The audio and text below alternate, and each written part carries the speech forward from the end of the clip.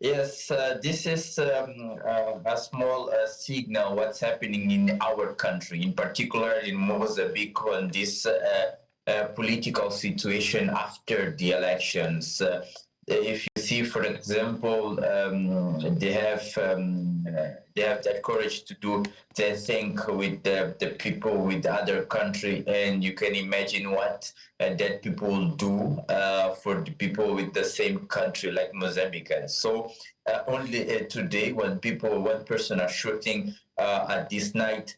Yesterday, other two journalists with the other journals, a local newspaper in Nampula in Zambezia, are arrested by the police. We don't know the reason, but it's the same thing. We see sometimes you'll see the police are shooting tear gas for the journalists, and the other things. Journalists are murdered here, and it's the same thing like all times. But we make reports. We try to have created some pressure, but unfortunately the problem continues. So maybe we need to meet and to try to do something and give some responsibility for that people who make their things. I think the first actions journalists need to do on this. In this case, is to open make the report to the United Nations, because that people disappear for more than 5 hours. We don't know where that journalists are at the moment. So it created so many problems and so many issues about around this process. I think it's the time to give the responsibility for their things don't happen once again. And while speaking with Bongani earlier, she mentioned two things. She said, one, that there was a language barrier, but one thing was clear. They kept asking, what news station do you work for? What international news platform do you work for? And it seemed to be a bit of hostility regarding the fact that she was working for an international news platform. And then the second was that she said that she heard certain persons on the other side from where they were held in the same establishment or building, and it was cries of torture.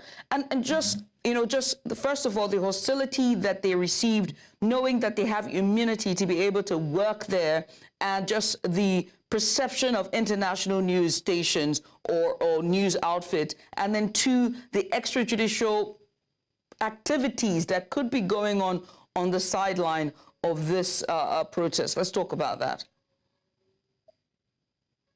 The one thing is very important to say it is the police, our local police lost the control of the situation. So any person, it's the signal of danger for him. So that is the reason. If you are a journalist or not, it's the signal of danger. If you are an international journalist, the intimidation, it's one a big reality, because the most part of that people are showing the real the reality here in the ground.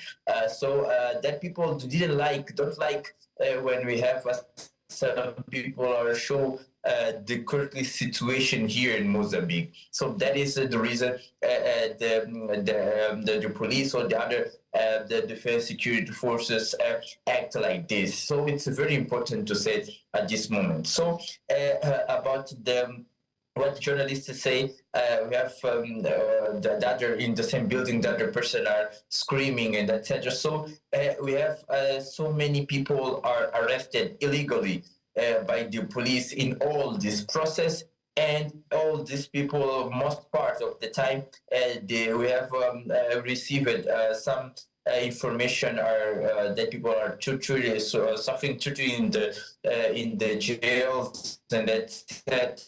So this is the one back signal. We try on this moment to see what's happening in particular on this case, and maybe. We seem to have lost Wilker Dias there, who is a director at the Side platform, just speaking to us regarding the freedom of our News Central's correspondent, as well as a cameraman that was illegally arrested following their coverage of the protest that broke out in Maputo, Mozambique.